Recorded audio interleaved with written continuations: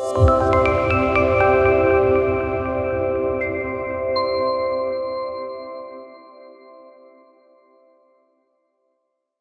my name is Ajai Chari. I'm an Associate Professor of Medicine and the Director of Clinical Research at the Icahn School of Medicine at Mount Sinai in New York. Here I had the pleasure of presenting the results of Part 2 of the STORM study.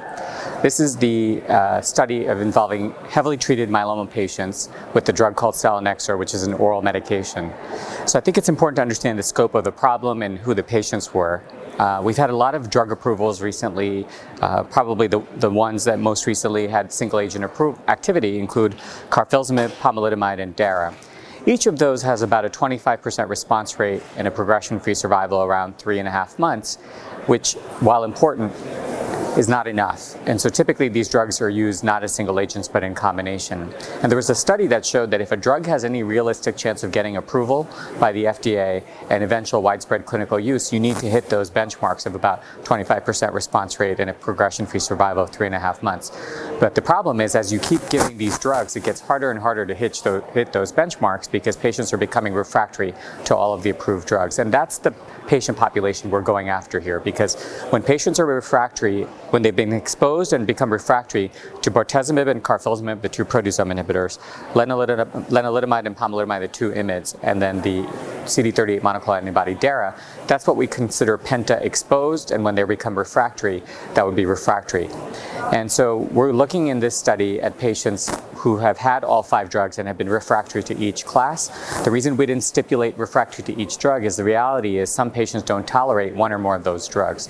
So as long as somebody was refractory to each drug class, those are the people that we enrolled. And these are patients who could have very low blood counts, neutrophils only 1,000, platelets only needed to be 50 if they had a lot of bone marrow involvement, and 75 if they did not. And also, the kidney function could be quite low. What we consider creatinine clearance could be as low as 20, which is very permissive. And I make that point because these are not cherry-picked patients. These are real-world sick myeloma patients that have exhausted all available therapies.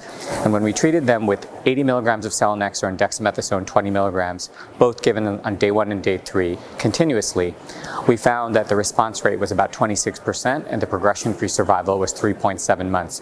Now again, while those numbers are modest, we have to remember that these are patients who had no other recourse, and some of those patients would have gone to hospice. So when we see a response rate like that with progression-free survival, with a single agent that's oral in combination with dexamethasone, these are really encouraging numbers.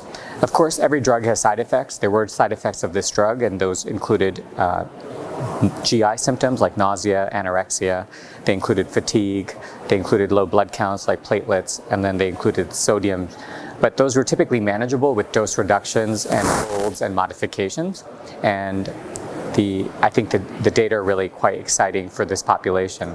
And what's also exciting is that the survival outcomes, the overall survival for all patients was 8.6 months, and the expected prognosis for this is as poor as 1.7 to 3 months. So that was encouraging.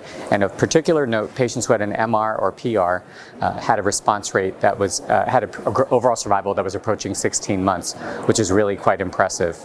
And importantly, both patients who entered this study who had been progressing on CAR-T also responded. So to summarize, we have a completely novel mechanism of action targeting a patient population who have no approved other medications, and already encouraging combination studies are ongoing. So I think this is great for patients to have yet another option.